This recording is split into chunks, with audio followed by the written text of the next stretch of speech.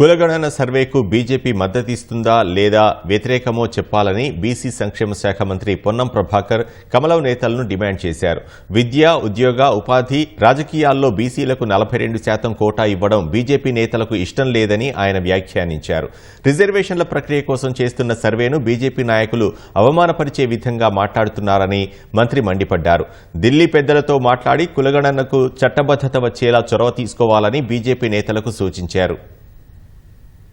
రెడ్డి గారిని, లక్ష్మణ్ గారిని, రాజేందర్ గారిని, మిగతా భారతీయ జనతా పార్టీ నాయకులందరూ అడుగుతా ఉన్నాం. ప్రధానమంత్రి కులానికి సంబంధించిన ప్రస్తావన తెచ్చి తెలంగాణ బలహీన వర్గాల వారికి అన్యాయం చేసే ప్రయత్నం మానుకోండి. మిగిలిపోయిన వాళ్ళందరికీ కూడా 16వ తారీఖు నుంచి 29వ తారీఖు దాకా ఆప్షన్ ఇచ్చినాం. మీకు వీలైతే, చేతనైతే ఎక్కడైనా ఎవరైనా మిస్ అయినటువంటి వాళ్ళందరినీ చైతన్యపరిచి తెలంగాణ జనాభా లెక్కలలో ఉండాలని చెప్పండి. వాళ్ళకి మేము 42% ఇస్తామని చెప్పిన దాని ప్రకారంగా కేబినెట్ తీర్మానం చేయబోతా ఉన్నాం. ఈ అంశాన్ని మీరు మద్దతు వ్యతిరేకం అని చెప్పండి. అంతే.